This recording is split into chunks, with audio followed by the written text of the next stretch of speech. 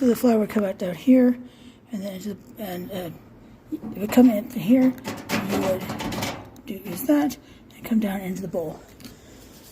Pretty amazing stuff. All right, we're going to, 1890s pyramid tin toaster, Memory Henley Sandvik. This is a sieve and funnel was used to strain homemade wine. How cool is that? That's a waffle maker. 3-burner stove of some kind, but not sure. What does it even say? I don't know what that says, but maybe you can tell by pausing and looking at it. This is a stove, and my friend was saying that they're made and sold in Mexico still. She thinks that this could be a Mexican one for its era. So it's cast iron.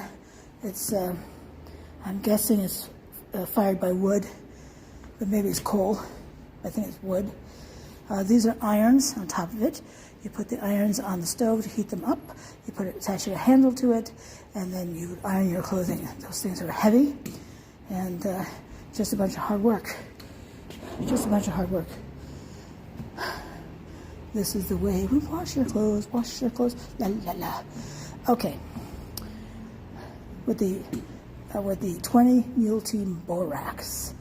If you're wondering where that comes from, because borax was mined, and they would put so much borax onto the wagons, they'd load them up so much that it took a 20 mule team to transport it down the mountain. That's where that comes from. The agency is the Queen Laundry, phone 58. Yes, 58 was the phone number. Leave bundles here. This is also the way we wash our clothes, wash your clothes, wash your clothes. Now, if you watch the attic video, I talked about the kind of washer that would have the rollers, and that you could pull your fingers in, your arm in pretty easily. My grandmother did that. She pulled her arm through. Ow. Ouch. All right, let's go this way. All right, so this says Parker, and I have to wonder if it means Parker pen. It could be something else, but my mother talked about how much she loved a Parker pen and how she felt she had really hit the big time when she could finally afford one. They were pretty expensive pens. In fact, she gave me her Parker pen after many moons, and it finally broke, but it lasted for decades. All right, so we can see some jewelry in there, and some beautiful things. Aren't they gorgeous? And then over here, hats, hat pins. You put the hat pin through the hat and attach it in your hair, and that would hold the hat from blowing off your head. Maybe I should do that when I'm out and about filming, because I've had my hat almost blow. Actually, I've had my hat blow off. Had to chase it. I'm not a fan of chasing things. Looks like children's clothing. Maybe some doll clothing. More dolls.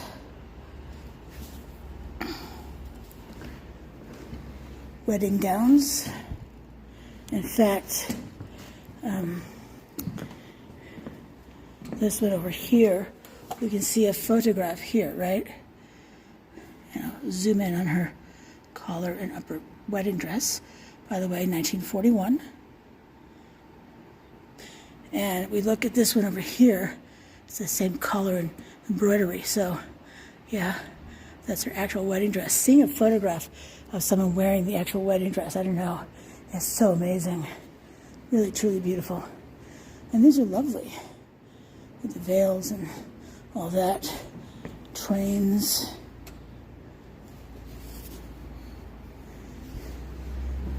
Another train over here. Another, oh, can you imagine how much that cost? Actually, maybe someone in the family made it.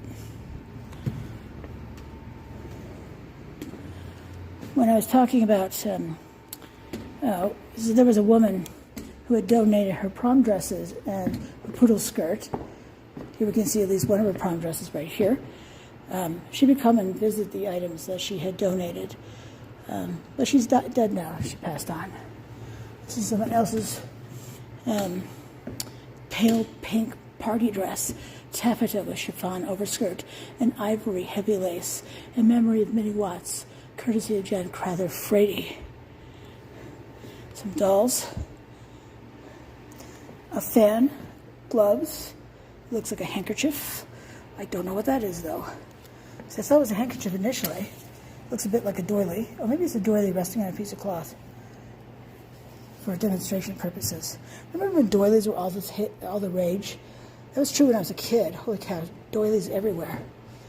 But they were something that women would make and actually use. You know, you often see, at least I have often seen doilies used on the top of a chair where someone's head would rest, so the hair oil would go on the doily and not on the chair.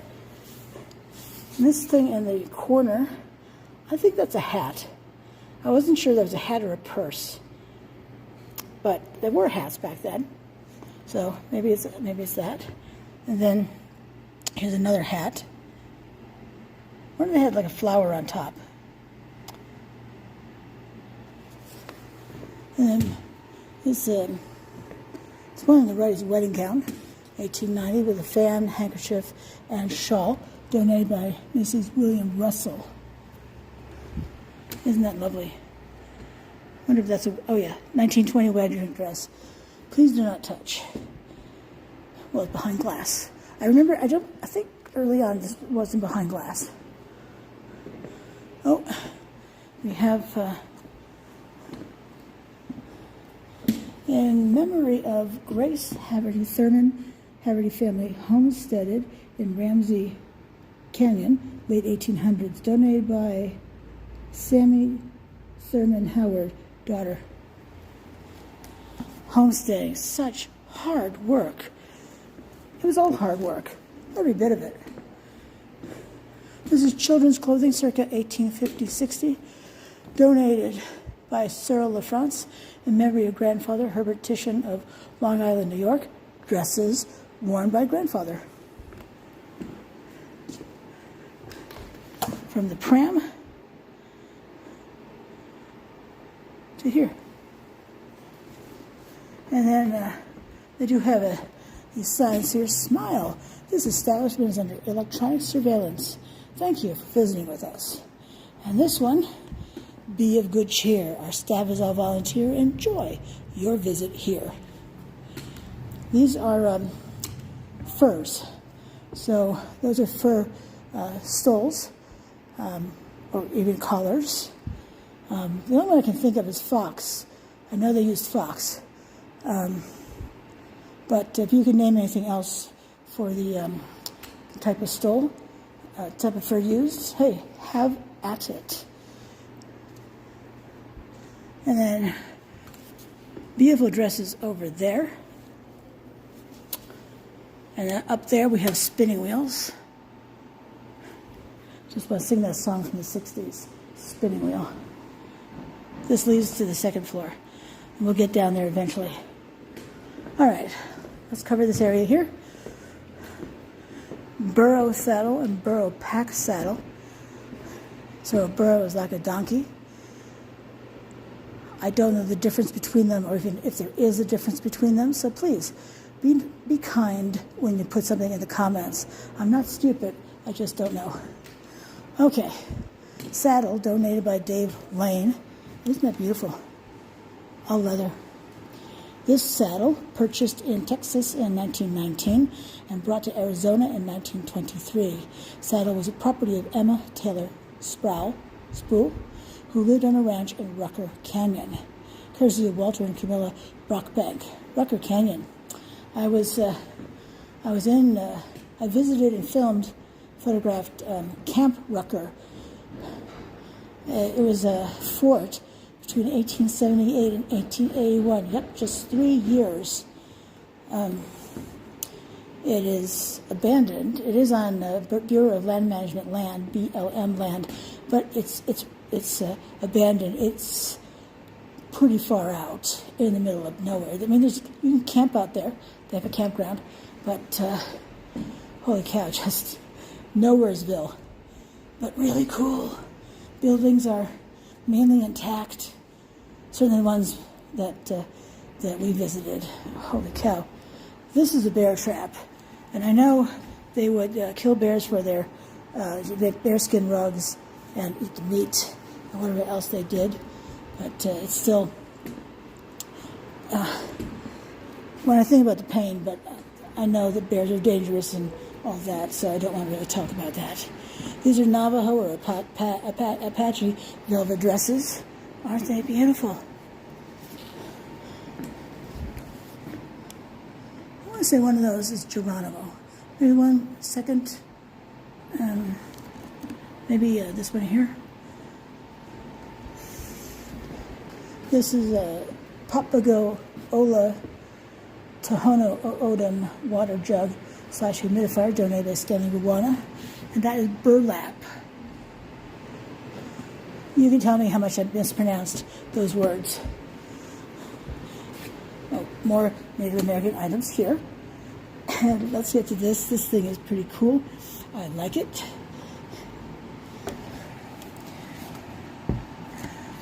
These fuses were invented by Thomas Edison in 1890. They protect from overloads and fire. When they blew out, some people put a penny under them, but this increased the risk of a fire caused by overheated wires when motors or room heaters were installed. Fuses, vintage and modern, are made from an alloy of 62% tin and 38% lead. When the electrical load exceeds the fuse's value, 5 and 30 amps, the fuse melts and opens the circuit. The alloy is also used in fire sprinklers in hotel ceilings. Isn't that neat?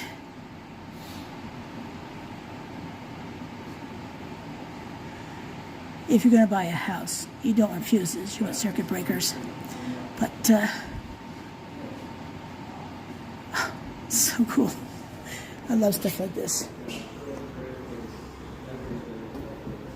Behind us here, we have Kachina items. This is amazing. Circa early 1900s, Native American Iroquois Indian beaded bag purse embroidered with white seed beads. Excuse me. More Kachinas down here.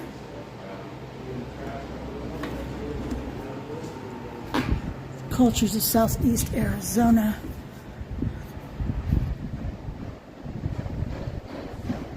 Looks like the one to the far right for the 1850s. That sign is missing. Have you read those on your own. These are geology for you. And more geology down here. The Native American display donated by Chuck and Diane Sherhart, Ross and Jody Price, Joe and Vern Elkram, Pamela Fletcher and Lisa Kane, Howard Ham, Mr. and Mrs. Paul Lindeman, and Mrs. Mulcahy's class. That is so cool. I mean, remember that class will remember this probably all their life. Mammoth facts. There is a tour you can take. It's outside of Bisbee. I can't remember where it is, but we didn't do that. But it's something you could do. Whitewater Draw in the Sulphur Springs Valley near Double Adobe was the site of several archaeological excavations from 26 to 1970. If you have a chance to go to the Whitewater Draw, highly recommend. It's mechanically quiet. It's just nature. You're just going to hear nature. It's a wonderful place. Highly recommend. Over here we have more Kachinas. And then we have that Native American right there. I think that's Geronimo. I mean, what do you think? Am I nuts? Actually, don't answer that part. More Kachinas. We have, I think this is a skirt right here. Kind of long. And then another kachina right there. And then more Native American stuff there. Alrighty, let us continue on.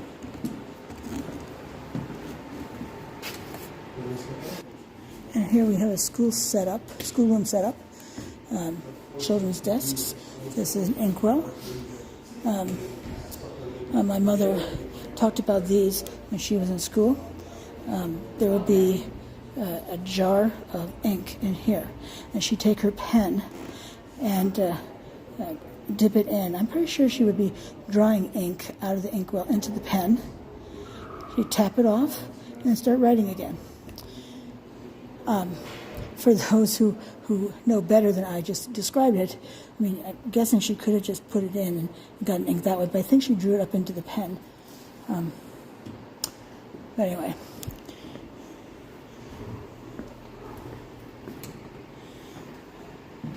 And this is a place for your pencil. How does it make school desks like that anymore with a pencil holder? Perhaps not. This is Miss Clara Stillman, taken on October 31, 1881, Bisbee's first school teacher. School was held in a miner's shack a short distance above Castle Rock. And then I don't know who these kids are. I'm guessing, my best guess is they're all dead. History of the Bisbee High School, 1906 to 1960. Bisbee's first schoolhouse, west side of Castle Rock. I wonder if it's still standing. First high school graduation was held at the Opera House.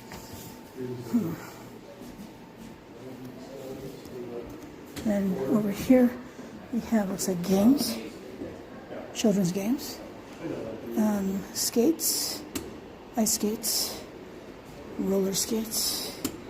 Oh, this is a top. I had one like that as a kid. This piece at the top, you plunge up and down, which causes the top to spin. So cool. Slingshot ammo. I never got the hang of a slingshot. But my cousin did. Cousin Richard was quite good at a slingshot. This is an abacus. It's a way to count. Another abacus.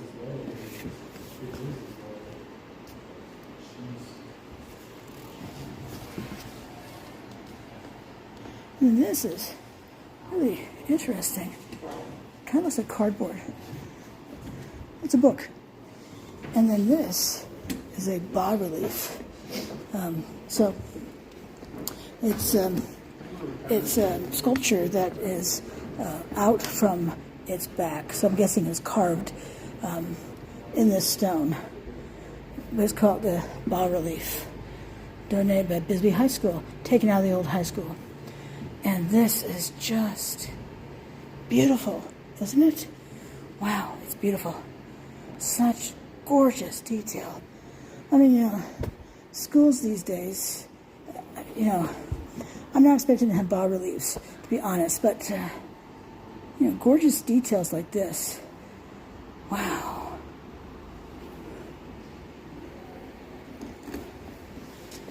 Truly gorgeous. And as I said, it's called a bas-relief. The S is silent in the word bas. And itty-bitty chair for an itty-bitty person. We can see love seats and chairs that you would put little finger food on there. Could be sandwiches, could be desserts. I think the desserts would be referred to as an amuse-bouche nowadays. Glider rocker. Glider was originally purchased between 1906 and 1910. It was brought from Paris, Texas to Gleason, Arizona by 20 Mule Team Freighter. The chair was first purchased for Maggie Parrish by her husband Isaac. The chair was later given to Mrs. A. Stapleton, who in turn gave it to her daughter Valentine to be repaired and reupholstered. My camera brightens it up greatly because it's actually kind of dingy looking, but all right, so that is a loom. And this is one of the outfits made on it. Let me tell you about it. The clothing and fabrics you see in front of you were hand woven on this loom. The vest and skirt were woven of cotton and metallic thread. The loom was used both fine weaving, as you can see, and heavy-duty rag rugs that would wear for generations. We are grateful to the family of Millicent Horger, the industrious weaver, for donating this beautiful loom and her amazing pieces.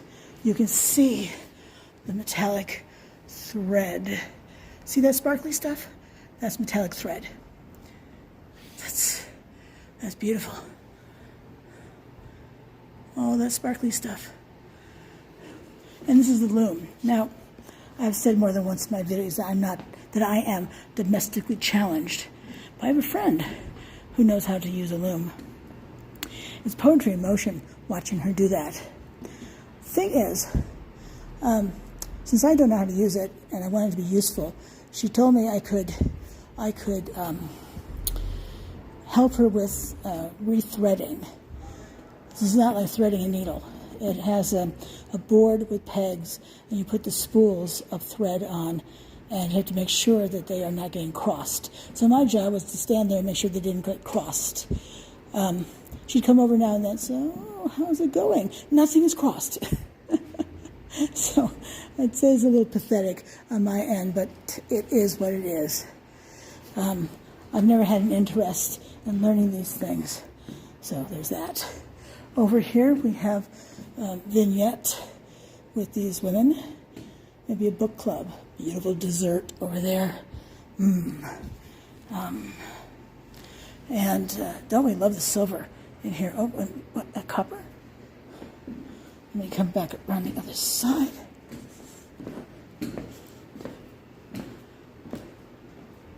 No, can't get that way.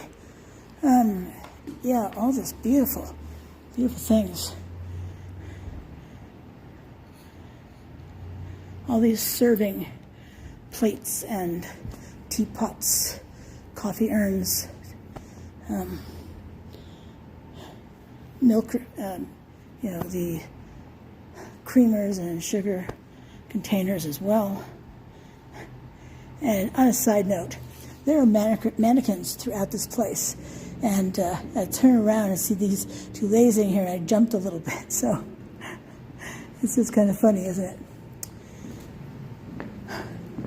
When I was up in the attic, different video, I'll put a link to it, I saw something that looked like a dress form, and this is confirmed, dress form. This one over here says it, Sally Stitch push button dress forms, size A, bust 32 to 39 inches, hips 34 to 41 inches. That's pretty neat. And then there's this one, dress form donated by Mr. and Mrs. P.A. Buck. It goes all the way down. And then there's this stuff here. These little kids, well, they look like little kids now. So, child's electrified iron and sewing machine. Wow. Donated by Vlasta Wojcik Mihalik. I know I butchered that name. I'm sorry. And then this right here. Used for ironing / pressing ruffles into collars, cuffs, and petticoats, not for crimping hair. If you watched my video on, it's in Grand Isle, Vermont.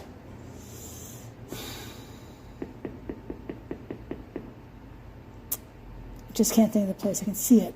Anyway, they have the same thing there and the same wording, especially the not for crimping hair. Here's a 1919 new home, now Genome, light running, Series A, high arm, flat tension, treadle sewing machine, serial number 3851907 from Orange, Massachusetts. Someone had a little problem spelling Massachusetts. I understand. I had a hard time with that too. 1880s and 1900s, children's wooden sock stretchers, donated by Edith Leakin. Another dress form. 1910 to 1912, white rotary treadle sewing machine. Of course, it's not out, we can't see it, but we can see down here it does say white. This was donated by Joan Kabashi. I don't know who this man is here, but looks like a World War I uniform. But you can let me know. Trunk. Oh, I used to know what that is. Is that bone? Bakelite? I don't know. And then this quilt was created to commemorate, quote, past chiefs of Lily Temple No. 3, unquote. Sisters of Rathbone. This is the women's branch of the Knights of Pythias, Bisbee, Arizona. Isn't that lovely? As we look back to the museum, this is the third floor of the museum. This is Patricia, and I'm traveling for history. Truly appreciate you coming along with me today to visit the Bisbee Restoration Museum here located in Bisbee, Arizona. If you have a chance to come visit, I recommend it. They also sell, have items to sell here too. And remember, these museums need your love and money. They installed a new heating system, and I have to say, works really well. I'm dying in here. Then again, I live in a cold climate. So if you can give them one or the other of those things, as you know, it's all volunteer run. I'm sure they're always looking for someone to come and want to do something for the museum. I've done things here.